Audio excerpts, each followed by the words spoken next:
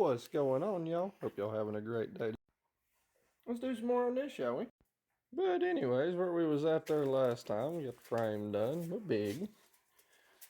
Now, we got coilovers in, and they're bolted up. Look at that, ain't that pretty?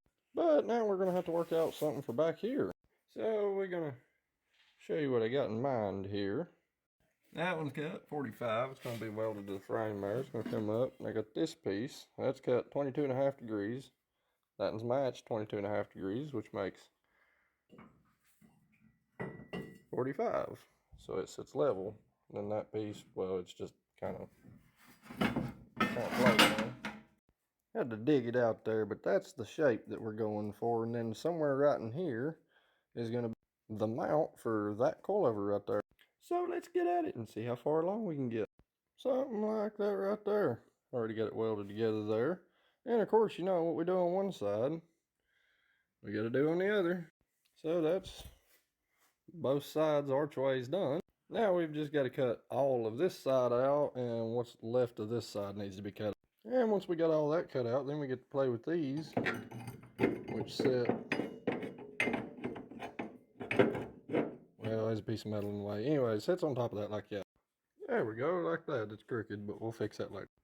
Now that is how it's going to sit. Now all we got left to do is triangles. Which, you know what that means, right? It's time to do some CAD work. Oh, of course, with that, you're going to make a mess, but you're also going to make parts. And of course, you know, you take the CAD and you create it in steel. Now, if you noticed already, I've got a little bit of some clearance issues, but I've got it welded all the way around on the outside, so I may just leave the inside bits alone and then weld that up. And of course, you know, we're going to throw some gussets in right there and some right there. Oh yeah, now that that one's basically done, we can start on this side now. Oh yeah, I went ahead and tacked that one on there. And, well, there's nothing supporting the wheel anymore. That jack stand's actually on the frame up there. Can't really say the same about the driver's side yet. Now, granted, that's only because ain't nothing there to hold the strut up, but we about to change that real quick. And I do mean real quick. And that be both sides done. And they're both hanging out on their own. Now, obviously, if you notice, I've got a ride height issue that I'm definitely going to have to work out.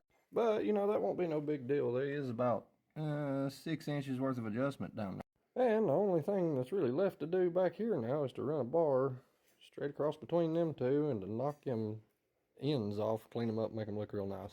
I was thinking like going right here and just 45 of them off. Then we're going to take this big dude right here, and that's going to be the back cross member. You'll go right there, right in between them two right there, and be a tank guard. And you know, there is a very good possibility that this thing may get a big old whang, if you know what I mean. And what better place to mount something like that than to, well, the frame. But anyways, y'all, that's enough for now. We'll get to that cross member next, and there'll actually be another one to go along with it. But in the meantime, y'all be good to each other, you hear? And like always, let's build cool shit together, y'all.